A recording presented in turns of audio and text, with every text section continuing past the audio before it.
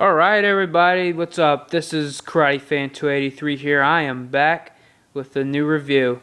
And like I said, since I'm back, it should be a review of Back to the Future Part 3. Yeah. So, okay, so before we get started, again, I want to just give another quick shout out to Time Travel Hyman 88 because he definitely deserves it. Thanks, man, for all the support you've given me. It really means a lot to me. And yeah, and he does a lot of great reviews, from VHS to DVD to he did the DeLorean reviews. He's a really good YouTuber. Go check him out. Okay, aside from that, I'm gonna be reviewing Back to the Future Part 3. So the film starts off when the end of Part 2 of when Doc is sending Marty back to the future, and Marty comes up saying, Doc, I came back, I'm back from the future, and he faints, and Marty takes him home and explains to him that Doc from his older self went to 1885, send him a note, and so Marty has to go back to 1985, and so they find the DeLorean in a cave because that's what Doc wrote in the letter, and when they go over to find the cave and all that, they realize they needed to fix up the DeLorean some, and when they get it started, they're by a graveyard and by a cemetery, and they find out that Doc Brown died by Buford Tannen, and that the gravestone was erected by Clara, and they don't know who Clara is, but he fixes up the time machine. They find out that it was Doc that got shot because they find a picture in the old library and stuff like that. And so, an old picture of Doc in the library. And so when he finally goes back, they say, Marty says, I'm going back to the future. Michael J. Fox, Christopher Lloyd, Mary C. Richard. But anyway, he says, I'm going back to 1885 and I'm bringing you home. And Doc starts up the time machine and says that they're at one of those drive-in movie theaters where you can just look at the screen and stuff like that. And it was like a cowboy themed one, and they said, Doc, if I go through it, the Indians. And so he goes through it, and there's a cardboard Indian stuff, but when they go through it, like when he goes to 88 miles per hour, there's actually real Indians because, they go to the Old West. And what happens here is that Marty had to hide it in a cave, and there was a hole and ripped all the gas, and a bear, he finds a bear in that cave, and so he runs out, and he accidentally finds his ancestors that were from Ireland,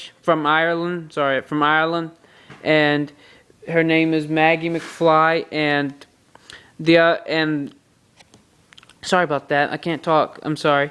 Maggie McFly, which is his great-great-grandma, and then, or his great-great-great, one of those, I don't remember, but Maggie McFly and his great-great-great, whatever, grandpa, Seamus McFly, which Seamus is played by Michael J. Fox also, and Maggie's played by Leah Thompson, which is Lorraine in the movie Back to the Future series. And the cool thing is that he's like, I think he's connected to us, and Seamus says, is going to take him as far up to the railroad tracks the next day, and they go, and he goes to the saloon and sees Buford Tannen, which is, find out quickly it's the villain, and they try to hang Marty, and then Doc stops it, and when he stops it, Marty goes home with him and finds out that he got shot in the back by Buford Tannen because of the $80. The matter of $80 was because Buford felt like because his horse threw a shoe or whatever, that he was responsible for $75 and then $5 from whiskey he busted from that. And so Doc says, bring him back and I'll reshoot him. And Buford shot the horse, and so that's where the argument starts of he wants to kill Doc, and Doc refuses to give him money. So what Marty does at this point, he tells him, and he has to find out, they're finding out a way to get back to 88 miles per hour, and they find out a train's passing by, and they're just going to let the train push them, but the train isn't finished yet, so they have to think fourth dimensionally. And Doc was assigned to pick up a school teacher by the railroad station, Clara Clayton, which is played by Mary Steenburgen, which he forgets all about because he's all busy with that. And she gets some horses, and the horses get scared by a snake. And right before she falls off the ravine, Doc saves her. And they find out that she was actually supposed to fall off the ravine because nobody was actually ever there to volunteer to pick her up, and Doc was the only one that was. And so, and they fall in love in first sight. Both of them kind of fall in love with each other, and then they go to the town festival, and Buford starts up trouble. And this time, Marty agrees to fight him, and Seamus talks about a story about his brother named Martin McFly, and saying about how Martin used to let folks get him into fighting and stuff like that. Oh yeah, by the way, let me get off track for a minute. Forgot to say that Marty goes by Clint Eastwood in the Old West. Forgot to say, I can't believe it, but anyway, everybody calls him Mr. Eastwood. And Seamus was saying about how Martin let people provoke him and how he killed him, and Marty thinks about that, and then Doc and Clara are talking about Jules Verne because that's Doc's favorite author, and so it's hers. And so they kiss, they fall in love, and Doc tells Marty, because Marty really wants to fight Buford, and Doc tells him, accidentally says something about the accident in the future, and Marty thinks about it more, and Doc feels like he doesn't want to go back to the future, but he realizes he really should. And Clara was heartbroken because he said that he was from the future, and she just thought that he didn't love her and all of that, and so that's a big problem there. And he goes to a saloon, and Marty says, let's just go back to the future. The next day he finds him in the saloon, and Doc accidentally drinks some, and he gets stone drunk, and he's super drunk, and Buford's ready to fight Marty, or Clint Eastwood here. And Marty says, I don't care what Terrence says, I don't care what anybody else says either. And so he gets out of it. Doc's ready to go and all of that. He got over getting over his drunkenness.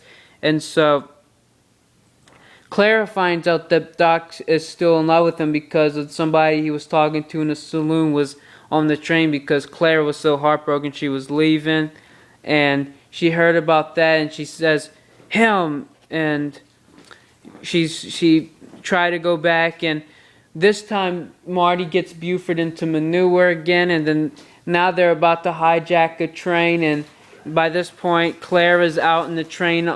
Clara's trying to get to this train also, saying, Emmett, I love you and all that, and then they finally get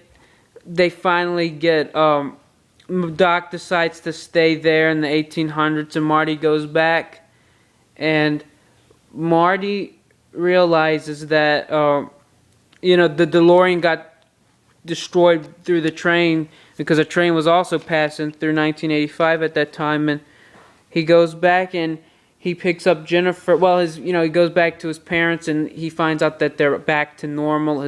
He sees his father alive. His mom isn't married to Biff anymore. Biff is a wimp again, and his brother's not a bum, and all that. And so and by this time, And he picks up Jennifer, and when he picks up Jennifer, they're gonna go by to that train track to see the DeLorean stuff.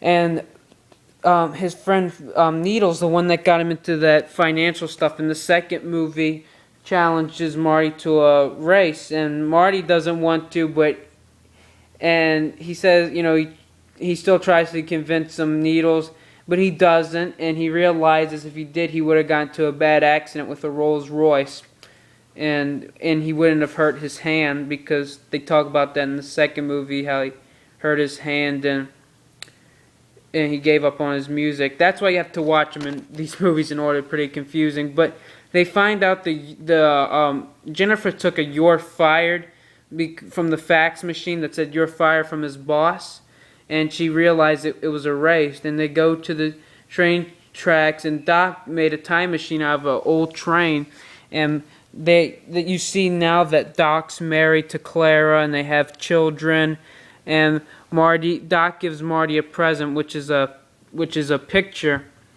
and Doc tells them that the future is whatever they make it, and because the letter erased and Jennifer asked about it, and so Doc goes back to the well, we really don't know. He probably went back to the past, because he said he wasn't going back to the future since he said he'd already been there, and so he went back to the past, and the film ended with the train going into the camera, basically like that, and it said "the end," and then a song by ZZ Top called "Double Back" plays in the end credits.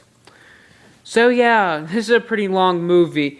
I love it very much. This is a great sequel. Also, in my opinion, I love Back to the Future movies. Great family films. Anyway, here's the spine. Here's the other spine. Here's the top. Here's the front again. Here's the back. This one actually don't have any film critiques. This is Back to the Future Part 3. And here's some pictures from it, when they take a picture at the clock tower and at the town festival. Also, these two are from the town festival. And then here's when they try to go back to the future, and it's really good. And so here's the tape itself. Here's Back to the Future Part 3, and here, let me take it out more. And yeah, here's the film itself. Like I said, I love Back to the Future movies. So yeah, here it is. And I wanted to say again, I'm sorry for not making a video in a long time, but I am back and I'm trying to make more videos. So yeah, I hope y'all enjoyed this wonderful review of this wonderful movie, and thank y'all very much. Please subscribe.